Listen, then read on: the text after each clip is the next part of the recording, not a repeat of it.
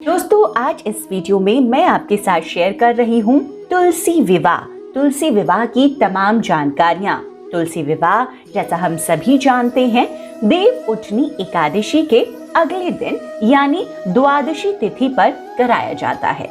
इस दिन शालिग्राम जी को भगवान विष्णु का स्वरूप मानकर उनका तुलसी जी के साथ विवाह पूरे रीति रिवाज के साथ कराया जाता है। और मान्यता ये है कि इस दिन तुलसी विवाह कराने से न केवल माता तुलसी का बल्कि भगवान विष्णु का भी आशीर्वाद प्राप्त होता है। तो चलिए आपको बताती हूँ कि तुलसी विवाह 2020 में कब है, तुलसी विवाह का शुभ मुहूर्त क्या होगा, तुलसी विवाह का क्या महत्व है, तुलसी विवाह की पूजा विधि आपको क्या रखनी है और तुलसी विवाह की कथा क्या है। बहुत ही महत्वपूर्ण जानकारियां इस वीडियो में मैं आपके साथ शेयर कर रही हूं, तो वीडियो में अंत तक बने रहें और ये जानकारियां मैं उम्मीद करती हूं आपके लिए उपयोगी साबित होगा जब आप तुलसी विवाह कर रहे होंगे, महत्व और विधि की पूरी जानकारी के साथ।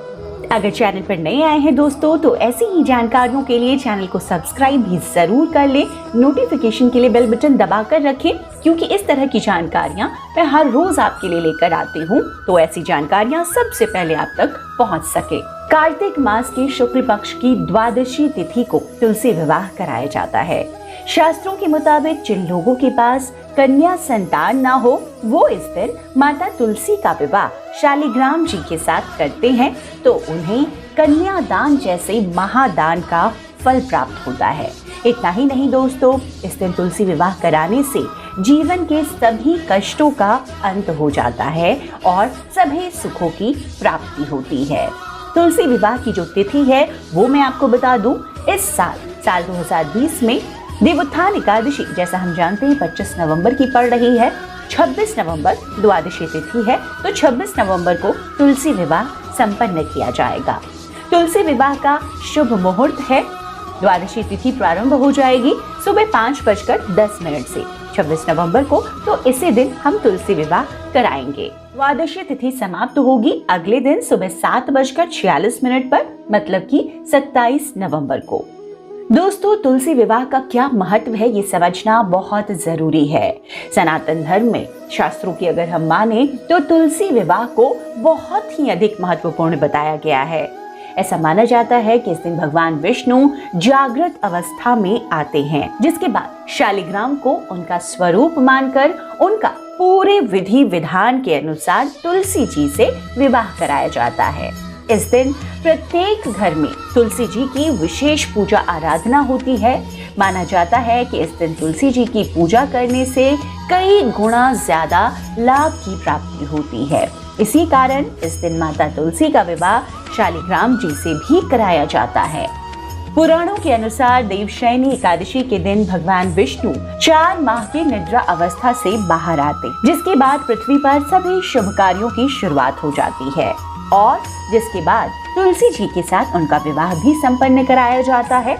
इसके बाद माना जाता है कि सभी शुभ कार्यों की शुरुआत हो जाती है। तुलसी विवाह की जो पूजा विधि है वो मैं आपको बता दूं। तुलसी विवाह के दिन सूर्योदय से पहले उठकर स्नान इत्यादि क्रियाओं से हमें निवृत्त हो जाना चाहिए, साफ स्वच्छ वस्त्र धारण करने चाहिए और इसके बाद तुलसी जी की विधिवत हम पूजा आराधना इस दिन करते हैं। पंचोपचार पूजन करें, दशोपचार पूजन करें। तुलसी जी को इस दिन हम लाल रंग की चुनरी चढ़ाते हैं, उनके लिए सारी श्रृंगार की वस्तुएं अर्पित करते हैं। ये सभी चीजें अर्पित करने के बाद शालिग्राम जी को तुलसी के पौधे में स्थापित किया जाता है। दोस्तों, अगर आपके पास शालिग्राम जी नहीं है तो आप लड्डू गोपाल की प्रतिमा भी तुलसी के पौधे में स्थापित कर सकते हैं। इसके बाद आप चाहें तो खुद तुलसी और शालिग्राम का विधिवत विवाह कराएं या फिर आप किसी आचार्य पुरोहित को भी बुला सकते हैं। तुलसी विवाह के समय पुरुष को शालिग्राम और स्त्री को तुलसी जी को हाथ में लेकर 7 फेरे कराने चाहिए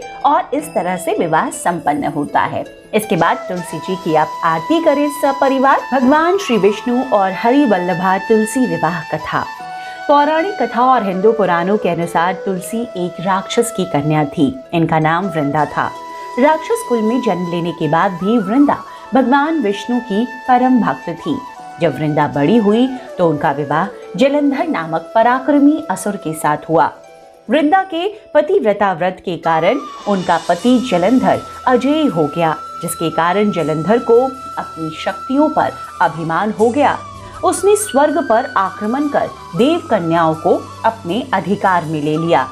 सभी देव भगवान श्री हरि विष्णु की शरण में गए और जलंधर के आतंक का अंत करने की उनसे प्रार्थना की, परंतु वृंदा के सतत्व के कारण जलंधर का अंत होना लगभग असंभव था।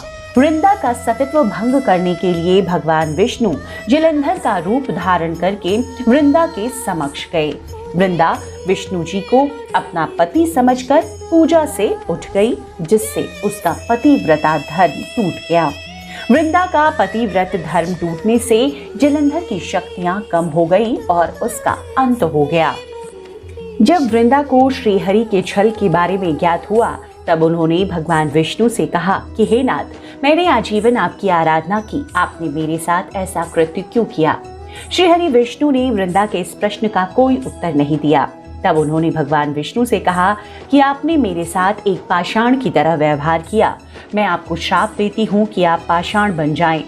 उनके श्राप के कारण भगवान विष्णु पत्थर बन गए। विष्णु जी के पाषाण बन जाने के कारण सृष्टि का संतुलन बिगड़ने लगा। सभी देवताओं ने वृंदा से इसके बाद याचना की कि वो अपना श्राप वापस ले लें।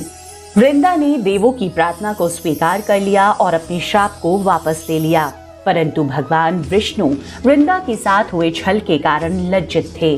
अतः वृंदा के श्राप को स्वीकार करते हुए उन्होंने अपना एक रूप पत्थर में प्रविष्ट किया, जिसे सभी शालिग्राम के नाम से जानते हैं।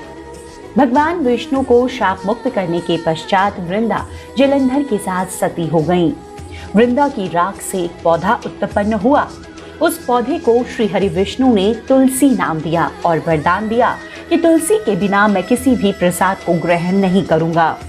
भगवान विष्णु ने कहा कि कालांतर में शालिग्राम रूप से तुलसी का विवाह होगा।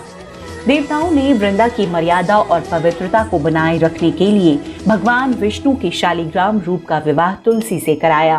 कहा जाता है कि इसीलिए हर वर्ष कार्तिक शुक्ल एकादशी के दिन तुलसी का विवाह शालिग्राम भगवान के साथ कराया जाता है। तो दोस्तों, तुलसी विवाह की पौराणिक कथा ये है। इस वीडियो में मैंने अपनी तरफ से सारी जानकारियां आपको दी है। उम्मीद करती हूँ कि वीडियो आपको जरूर पसंद आएगा। वीडियो अगर पसंद आए तो जरूर लाइक कीजिए,